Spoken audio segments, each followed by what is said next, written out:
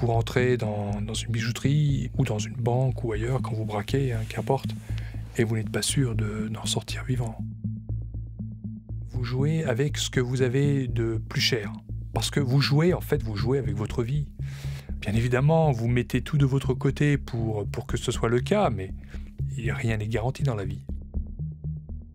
Les braqueurs. Mickey. Épisode 3. Nous étions 4 au départ, hein, le Stopwatch Gang. Sur 1 an et demi, on a peut-être fait 4 braquages de banques aux États-Unis.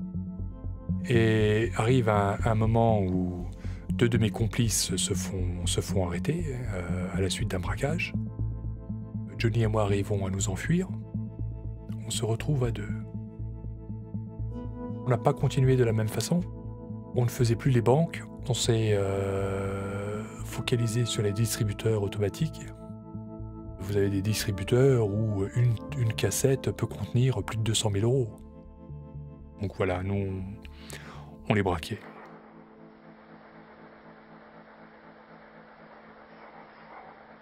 En 92, suite au 2e braquage de cette manière, je suis interpellé 3 jours plus tard à la réception de l'argent. Le braquage avait été commis en Alaska. De l'Alaska, il est difficile d'y sortir. La route, il n'y en a qu'une seule. Un aéroport, il n'y en a qu'un seul. Et le port, c'est un port industriel, donc très facilement surveillé. Donc on a envoyé l'argent par la poste. Alors on met le butin dans un carton, très large d'ailleurs, un gros carton. Et l'idiot que j'ai été ne voulait pas se débarrasser d'une arme de secours que je gardais sur moi, que j'affectionnais particulièrement, un 357 Desert Eagle. C'est le problème de bon nombre de hors-la-loi, on va dire, hein, de braqueurs ou autres. Vous vous laissez aller au bout d'un moment. Vous vous laissez aller, vous vous endormez un peu sur vos lauriers. Vous ne suivez plus tout à la lettre. Donc, au lieu de me débarrasser de tout, comme j'aurais dû le faire, dans un autre carton, je place ce pistolet avec quelques vêtements, hein, en guise de pochette, hein, et j'envoie le tout à la même adresse dans une poste restante à Seattle. Et 3 jours plus tard, je vais récupérer ces cartons, et je remarque que le petit colis a été rescotché. Et je réceptionne les colis, et en sortant, le monde me tombe sur la tête. Le FBI est là, m'interpelle. Quand le facteur chargeait les colis dans son camion, le petit colis lui est tombé des mains, et apparemment, le colis s'est entrouvert, et il a aperçu la crosse de l'arme. Il a averti les inspecteurs postaux, et il m'interpelle pour un truc tout con, pour le transport d'armes par voie postale. C'est illégal aux États-Unis, je ne savais pas. C'est une amende, hein, c'est rien de sérieux, du moment que l'arme est légale. L'arme était légale. Et là, donc, je me retrouve en prison pour un truc bidon, un truc qui va me permettre de sortir rapidement avec une caution.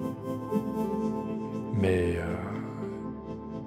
le procureur se lève au moment où le juge est prêt à définir le montant de la caution. Votre honneur, en Alaska, il y a eu des faits commis il y a quelques jours derniers. On aimerait quand même savoir ce qu'il y a dans l'autre carton. Le lendemain, ils ouvrent le carton et découvrent plus de 660 000 $ en espèces. Certains même encore avec les bandes de la provenance de la banque.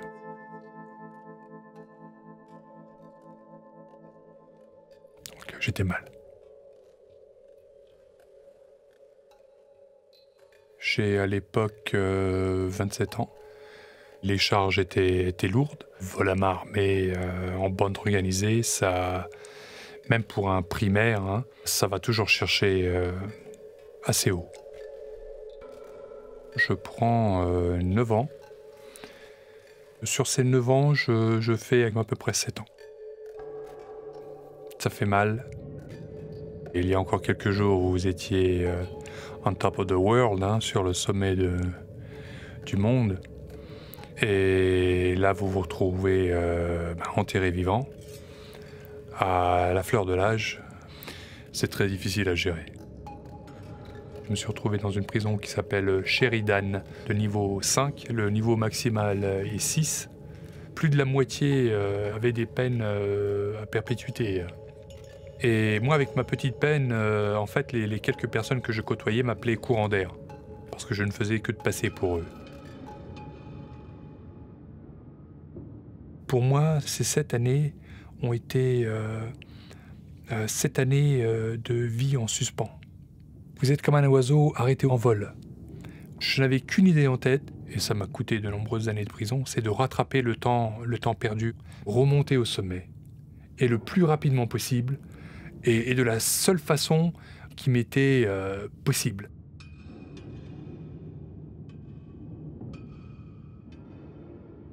À la fin de ma peine, je suis expulsé des États-Unis.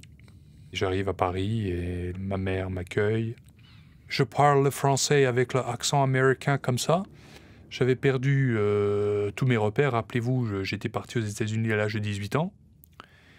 Et là, j'en reviens un homme de 34-35 ans. Je n'ai pas un sou en poche. Je me sens psychologiquement plus bas que terre. À 34 ans, vivre chez maman, c'est pas évident pour une personne si fière que moi. C'est une situation que je ne pouvais pas accepter. En apparence, je suis parfaitement calme, mais à l'intérieur, je suis un tigre qui vient de sortir d'une cage.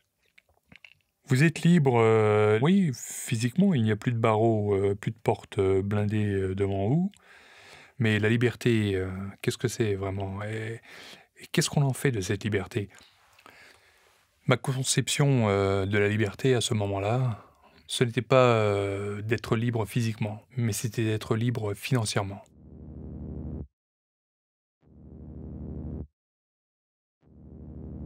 Avant mon incarcération, j'ai vécu une vie très aisée. Je ne demandais jamais combien ça coûtait, je m'offrais tout et tout ce que je voulais.